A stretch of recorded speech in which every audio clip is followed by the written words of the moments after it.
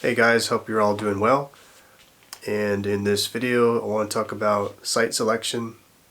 I was out consulting with somebody this week, helping them select a piece of land to potentially build a cob house.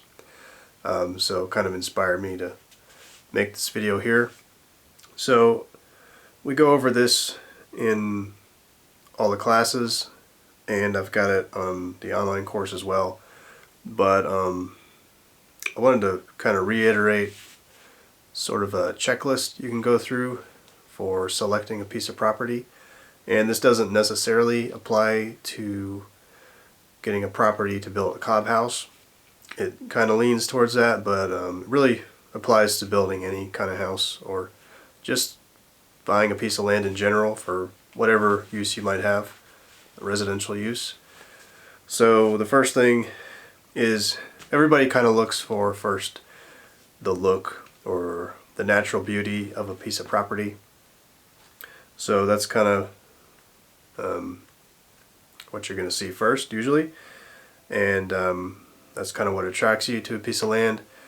And involving the actual land itself comes the terrain and the slope. So you're going to start looking at how the terrain is, whether it's buildable or not. The slope is going to have a lot to do with that, especially around here where I'm at in East Tennessee. There's a lot of sloping land, so it's something to take into consideration. Drastic slopes are usually not good. They're really going to increase the cost of your construction and just make a hassle out of pretty much everything. So I'd avoid steep slopes. The next thing I would say is road access. So again, kind of relates to slope. You want to make sure, if there's not a road on the property already, that you can build a road onto the property and to wherever you want to build at. And make sure that that road can actually get not only yourself and your vehicles, but also large, heavy dump trucks and material vehicles. And also keep in mind that you probably want to be able to have emergency vehicles access your roads and be able to get up and down and out of your property as needed as well.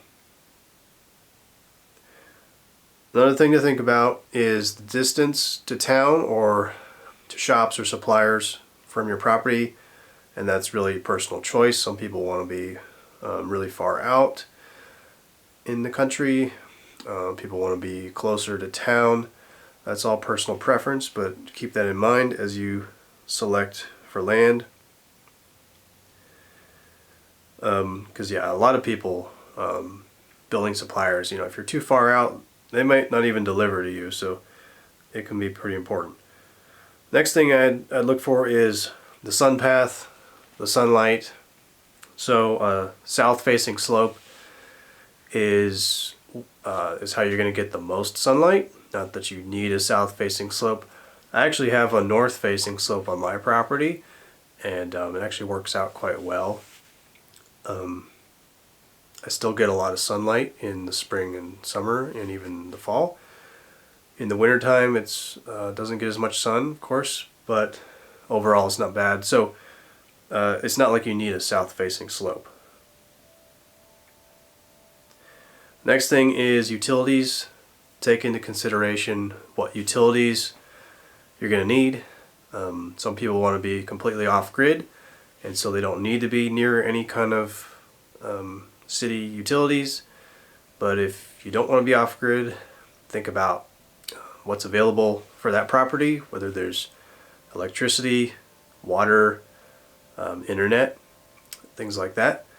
And then you want to think about the distance of getting those utilities up to where you're building.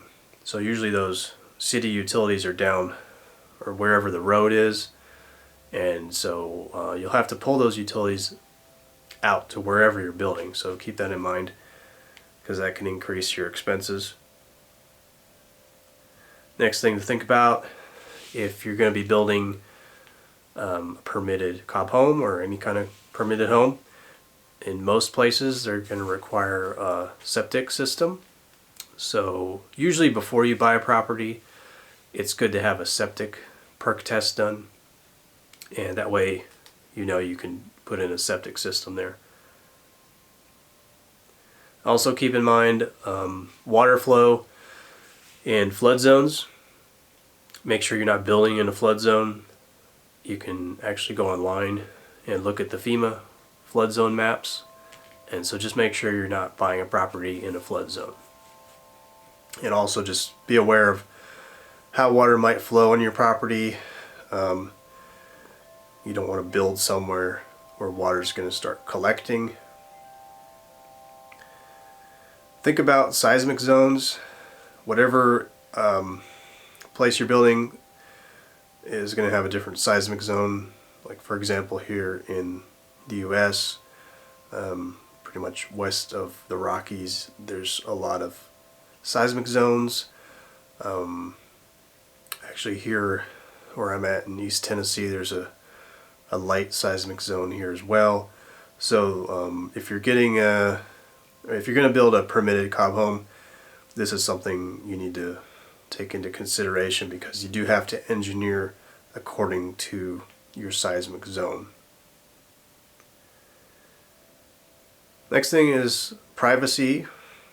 Just kind of what you prefer, if you want to have neighbors close by or not.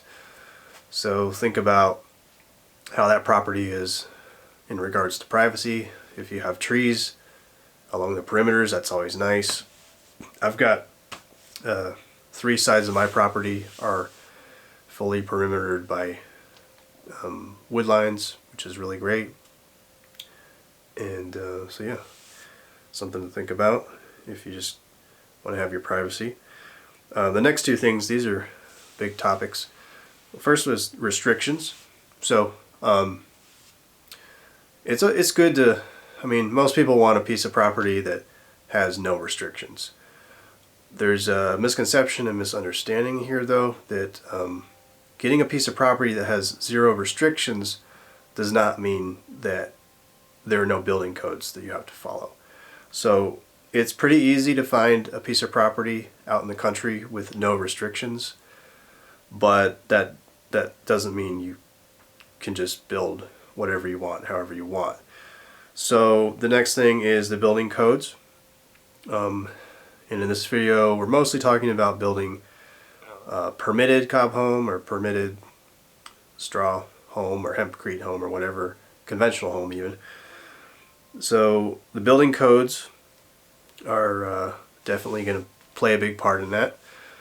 So before you buy a piece of property, you can research the county, what building codes they follow. You can call that county building department and ask them questions. If you just cold call them and tell them you want to build a cob home or are cob homes allowed, they're about 99% chance going to tell you no, or they don't know what that is. So that's, it's not really going to give you much information. And that doesn't mean you can't build a cob home in that county. They're just not familiar with it yet or don't understand it. And then go back, last summer I made a video, I'll put a link here, how to build a permitted cob home and the strategy for doing that. It's almost guaranteed to be successful pretty much anywhere, I think. And you're just going to have to pay a little bit of extra money for engineering fees, because the new cob code is not accepted yet, basically in states and counties. It's just too new and it hasn't trickled down that far yet. So you're probably still going to be required in almost most places to have an engineer stamp for your cob building plans, and I think it's a great thing to do.